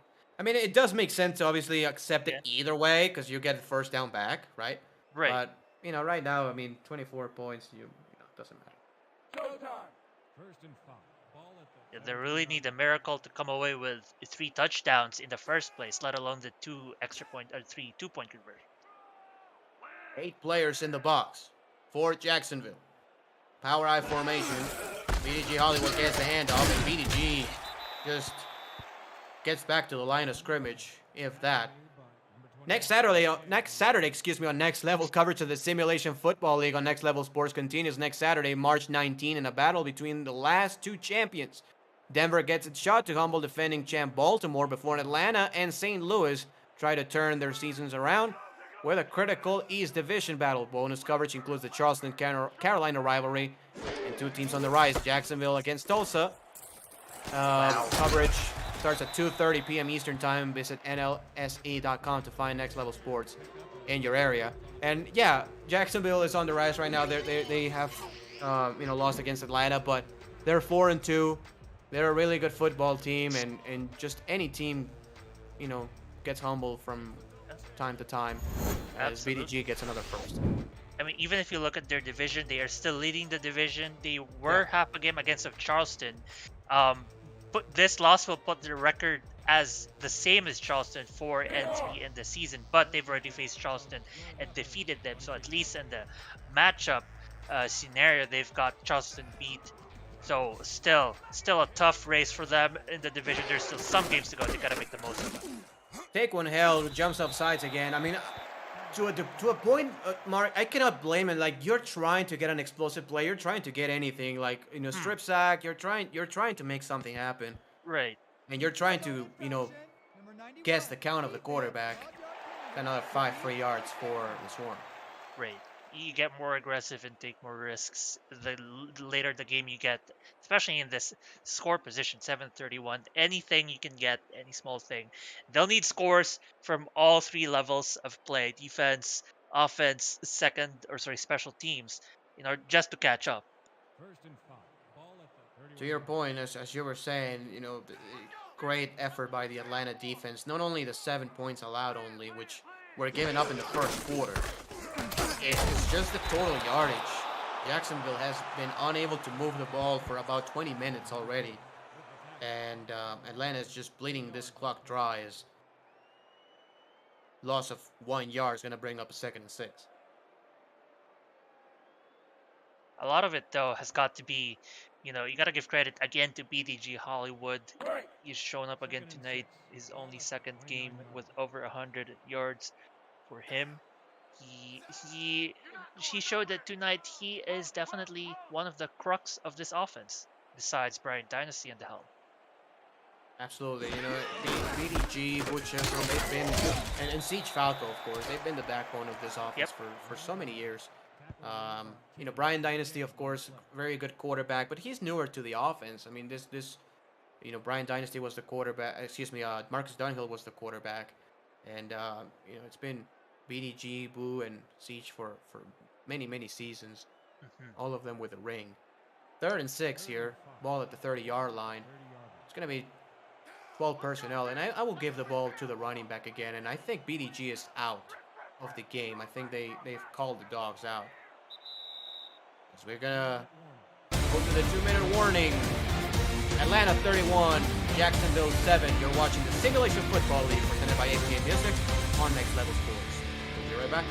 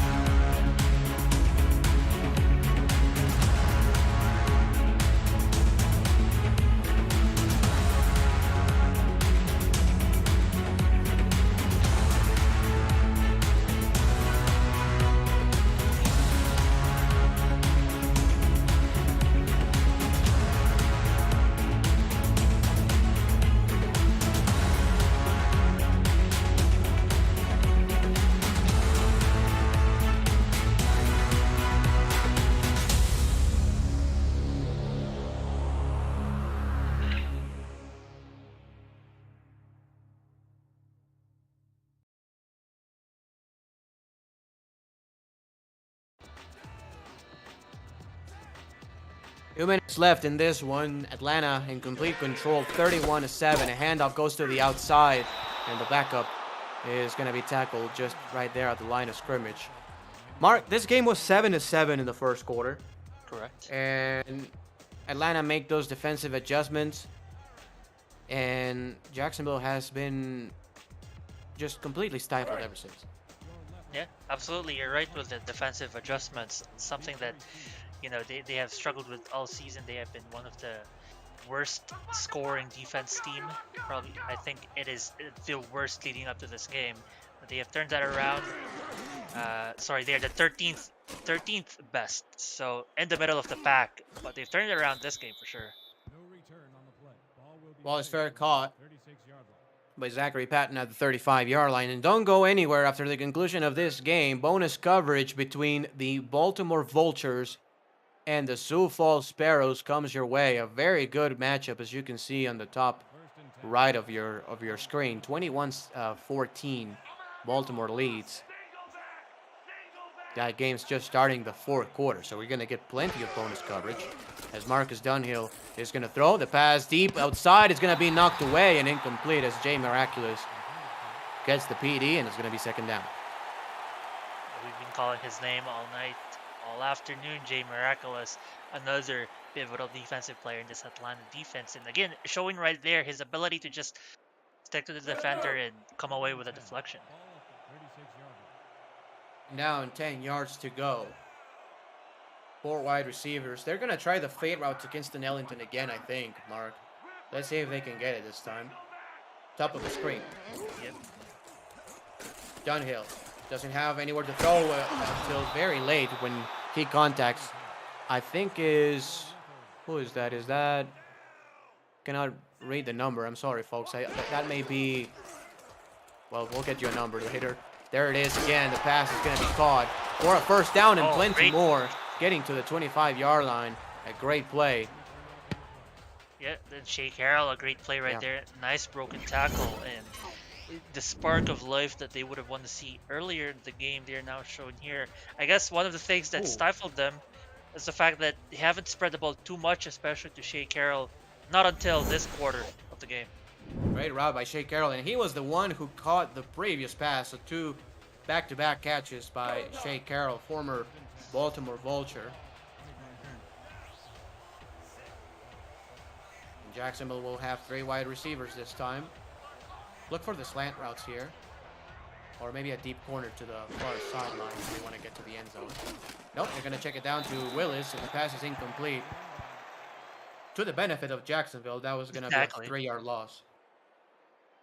Yeah, and now they're just going to reattempt this play. At least with the stoppage of the clock, they can reset to a different formation, probably a more beneficial one, and give it another go. Second down and 10 yards to go. Maybe another deep inside route. Dunhill to throw. Dunhill, time, pass, deep inside, incomplete. Great coverage right there by Mickens in the goal line. And it's going to be 3rd and 10, Corey Mickens. Yeah, again, the defensive backs just everywhere all day. And you're right, outnumbered as well. And this at the backfield, only 1 receiver sent down there and yet thrown to that position anyway. That's not going to go anywhere. No, great technique by the safety, getting inside leverage as the referee got destroyed on that one. 3rd and 10, and we may be looking at the same play essentially here. Flipped. Same formation. Looks like the same play. Marcus Dunhill, deep drop back, goes outside, and the pass is almost intercepted as Riley makes the deflection. It's going to be 4th and 10. And we'll see what Jacksonville decides to do. I mean, you go for it, I guess. Yeah. Again, it shows you, and even then, I believe that's now a backup player on the defense making that play for Atlanta. But we've seen that kind of defensive stop. As one of the defensive tackles jumped offsides, free play as J Rock deflects that one away. Jacksonville will have that 4th down back, and it's going to be 4th and 5. Neutral zone infraction. Yep. Number 91. Defense. Well, they're likely still gonna go for it. They got nothing left to lose. 7-31 with very little time left. That was Jack Burton, the defensive tackle. I mean, he's trying to make a name for himself, and he'll try to guess the count. I don't think Coach Chisholm's gonna be very excited. I mean, you're literally, you're literally in front of the football, son. Like, there's literally no excuse. Exactly. Like, you're over the football right now. There it is. Marcus Dunhill to throw. Dunhill pump fakes the pass inside, caught. Zachary Patton, first down, and the clock is now under 1 minute. They gotta go. Do they even have time for a touchdown? Let's see. There it is. Dunhill, pass outside. Willis, can he get out of bounds? He spins Willis. inside. Gets 3 yards, but that's not going to be any good for the Kings right now. Clock keeps ticking. 42 seconds and counting. Dunhill to throw.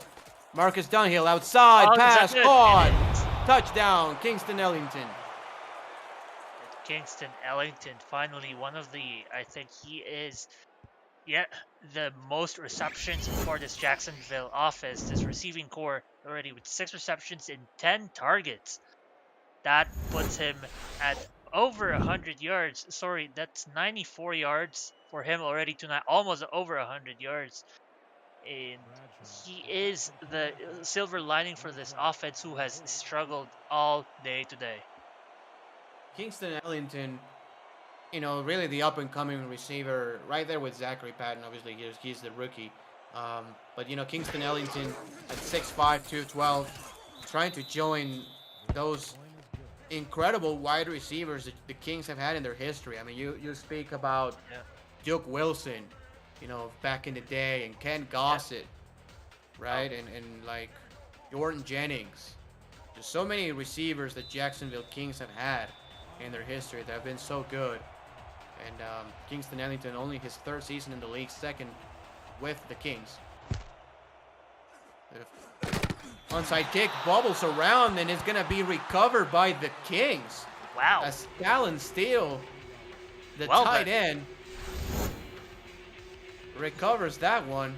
The ball was bobbled around by Jay Rock, who's had a great game, especially on special teams.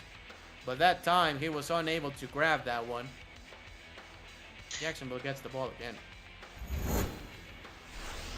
Yeah, but still, they are still 17 points down. Perhaps Ramos, they probably should have gone for 2 points in that last conversion. If they're seriously going for a miracle comeback, they're going to need more miracles because they need 2 more touchdowns. 3, I think. Yeah, I mean, I didn't understand why Jacksonville didn't go for the 2-point conversion, make it a 16-point game.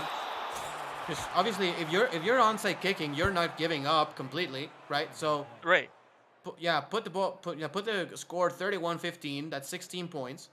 That's 2 touchdowns with 2-point conversions. It's not like easy to do. It's not probable, but at least you have to make the attempt. Give yourself a chance to come back at all. Correct. Yeah, 3 wide receiver sets this time with a running back offset. Change the play. Maybe a quick out route, trying to get out of bounds. Just a 1st down marker. Well, they go to Jared Willis. Spins inside again. The penalty is down on the play. He gets out of bounds. So we'll take a look at what the penalty is. Maybe a holding. Holding. Number 56. You're right. Oh, no. The Kings are going to hold, and that's the All-Star Olivia Bleeker at 6'6", 310. Really, I mean, Jacksonville, overall, I think the offensive line has played pretty well. You know, Joshua Williams has had a couple of tackles behind the line of scrimmage. That's going to happen. But I think the offensive line of the Kings has been okay. Marcus Dunhill has had some time to throw. For sure, I agree. Dunhill to throw deep. The pass is caught. Oh, there you go. Over the middle. Jacksonville calls a timeout. Shea Carroll gets the 1st down.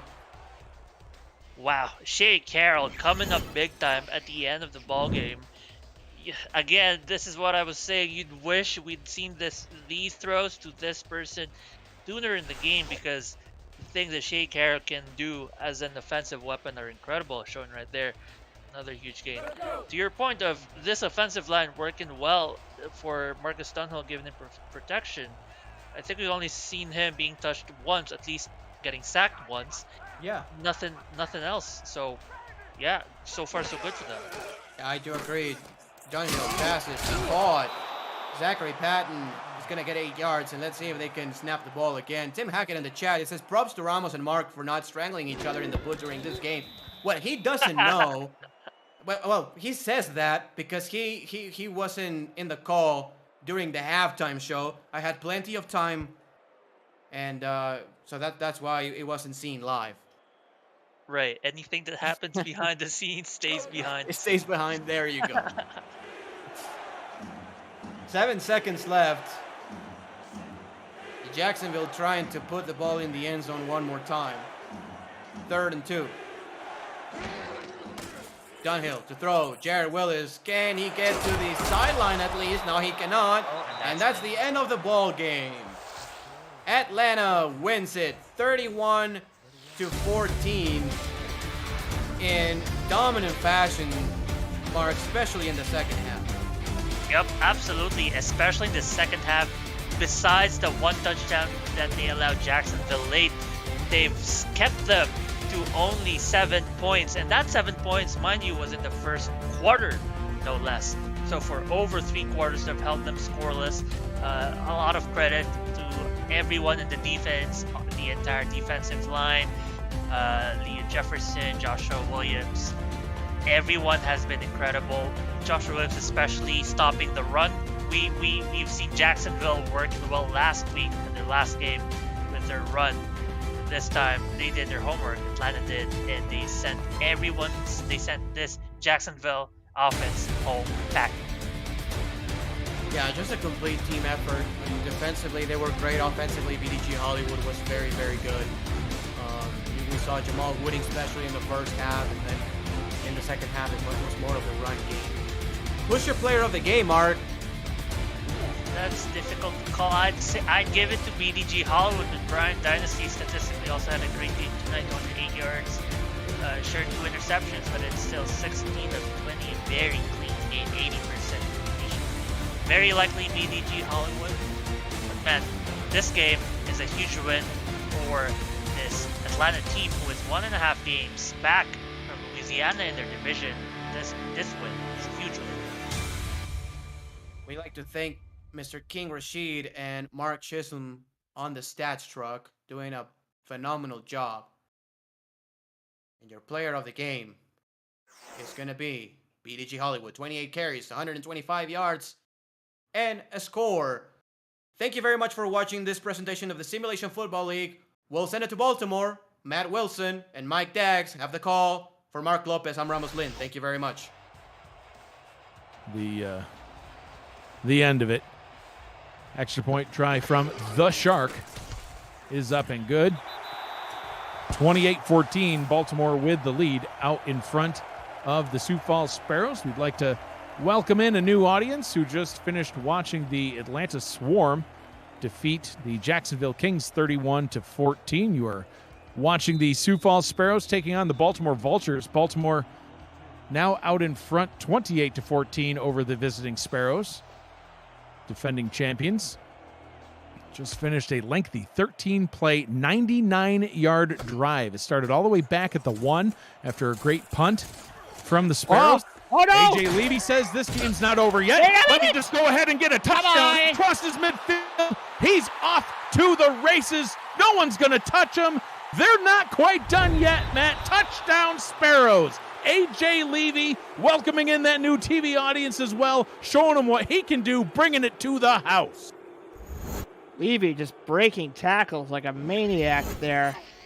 Didn't look so good in the setup, but man, look at him just weaving past defenders, breaks a tackle there, great blocking down the field there, and then, yeah, they're not going to catch AJ Levy.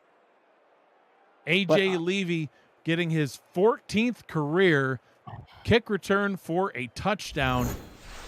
And Matt, that puts him over 11,000 kick return yards in his storied career. 11,000. That's a lot Could of have come at a yards. better time. Absolutely. So 2 timeouts remaining. They're going to need to do the onside kick and recover this one. But even if they don't, it's still not quite over yet. It'll be very close. Extra point is up and good. Zoshel Black kicking that one through. 28-21 the score. Well, here we go. Here we go. Onside kick coming up. If the Sparrows can get it, they're still in it. If they don't get it, it's not over, but it's going to be so close to over. We'll see what happens. Right now, Black. Ball teed up. Kick is away. Into the hands of the Vultures. They are able to recover the ball. Doing a little shimmy shake. First down and 10 from the 41-yard line. So 1 minute and 37 to go. Presumably, Matt, we'll see a couple of runs from the Vultures to Warren Murray.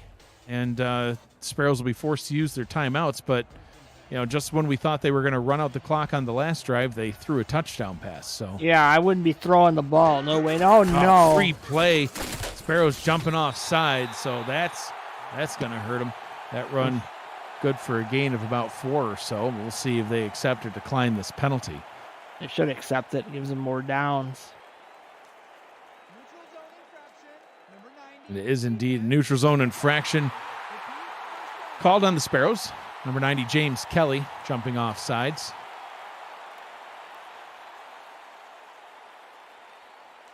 Not what the Sparrows wanted to do on that snap.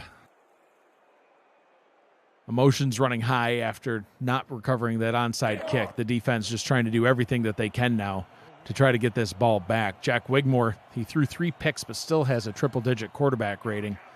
Back out into a running set. Accepted the penalty, so it'll be first down and 5 from the 36-yard line. And he's going to throw. Wigmore up top. That one's complete and good for Game a first over. down. Yeah, 1 timeout remaining. So this is. And he was in bounds. Yikes. Yeah, right. He called the timeout. So 1 remaining now for the Sparrows. Minute 28 to go. So at this point, there's really not much more that the Sparrows are going to be able to do, and it looks like the Vultures will indeed get their 7th win of the season to remain undefeated. The defending champions, Matt, they're darn near impossible for anybody to stop. Minute 27 to go. Well, Sioux Falls had their opportunities, Mike. That deep bomb that was missed by Sioux Falls to K. Marion. Yeah. A couple of turnovers that they didn't score any points on. They let Baltimore have a 99-yard drive. So mistakes were made. Mistakes were made on Baltimore's side. Absolutely. We through most picks he has all year, but you know what? Good teams find a way to win games, Mike. They're not always pretty, but that's how you go.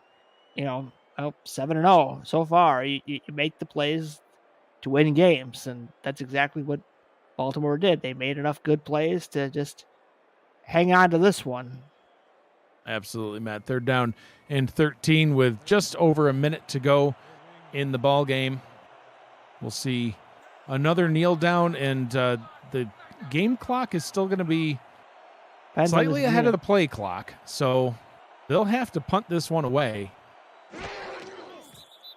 Well, more than likely, yeah. So they are going to punt this one away. So I think it'll be a field goal, Mike. Not dead. Oh yeah, you're right. Yeah, absolutely. It's going to be a field goal. So Shark Tarkington on. If you're Sioux Falls, you gotta hope for the block. If you can block it, you might have a chance for one more play. Outside chance. Very slim chance. Listen. I always look at all the angles, Mike. All the angles. So you're saying there's a chance. Adam Jefferson on to hold. Shark Tarkington on for a 38-yard field goal try. 48-yard field goal try. Excuse me. That one is up, and it is good. Baltimore is going to extend the lead to 31 to 21. 10-point lead now. 5 seconds to go. So they're going to have to kick it off. A.J. Levy just had a kick return for a touchdown, but unfortunately for the Sparrows, even if he does it again, it's going to take more than 5 seconds. there is, at this point, no way for the Sparrows to win this one. But, Matt, they did definitely give Baltimore a run for their money. Like we talked about in the opening, on the surface, it looked like a team that had only won 6 games combined in 2 seasons. Granted, they're 4-3 this season. It looked like it would potentially be an easy win. It was anything but an easy win. They had to fight their hearts out. AJ Levy returns this one up, and we have 000s on the clock. Baltimore is going to win this one 31-21 over the Sioux Falls Sparrows. An exciting game. Matt, your final thoughts? Well, there you go. Baltimore had committed 3 turnovers, but Sioux Falls just couldn't put up the yardage numbers necessary to compete. If they had another 100 more yards, perhaps they win this game. A couple of nice runs by Wells. I thought they maybe should have utilized him a little bit more than they did on offense. And the defense from Sioux Falls did a pretty good job. They allowed a lot of yards, but they produced a lot of turnovers, like right there. The offense just didn't capitalize enough on them. And then, we had the AJ Levy touchdown, which was huge. But again, the onside kick, not to be. Not to be, indeed. A little over 100 all-purpose yards for GP Wells, 57 on the ground, 47 through the air. But Baltimore coming away victorious in this one. Over 370 yards for Jack Wigmore as he just absolutely aired it out today. Sioux Falls Sparrows will fall to 4-4 on the season as the defending champion Baltimore Vultures will improve to 7-0. Next up for Sioux Falls next week, they will return back home and host the London Knights. Baltimore will stay right here, and they're going to host the Denver Nightwings. Coming up next on the Simulation Football League, action will return tomorrow on the SFL Twitch page. Sunday, March 13th, 5 p.m. Eastern Time. The London Knights will take on the Las Vegas Fury. Eric Vincent, Jack Brown on the call on SFL Twitch. On the SFL YouTube channel at 5:20 p.m. Eastern Time, Tulsa at Carolina. Chris Curtis and Rochelle Colson on the calls. SFL action will return in Week 10 on Saturday, March 19th, 12 p.m. noon Eastern Time. Los Angeles Lycans at Fort Worth. Player of the game in this one, Jack Wigmore, 28-35, 372 yards, 3 touchdowns, triple-digit quarterback rating, even with 3 picks. Good enough for the victory. This has been a presentation of the Simulation Football League, presented by APM Music. Final score, Baltimore 31, Sioux Falls 21. For Matt Wilson, Gerald Smith, Justin Reside, and Cameron Irvine, I am Mike Dagg saying thank you for joining us. Stay with us. We're going to take a short break, and then we will send you back to SFL Studios for the post-game recap. Have a good one. I am Mike Dagg saying thank you for joining us.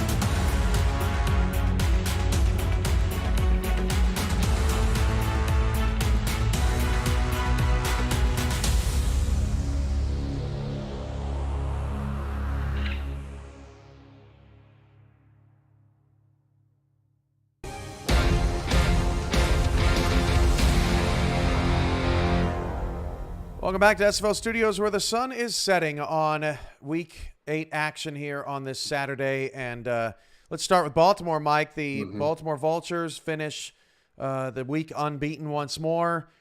They had a couple of one-on-one balls deep down the field in this game, Mike, that their players just won. We see it every week. It's like they're winning the 50-50 balls, and in a league like this, that's good enough, and the Vultures hang on to win by 10.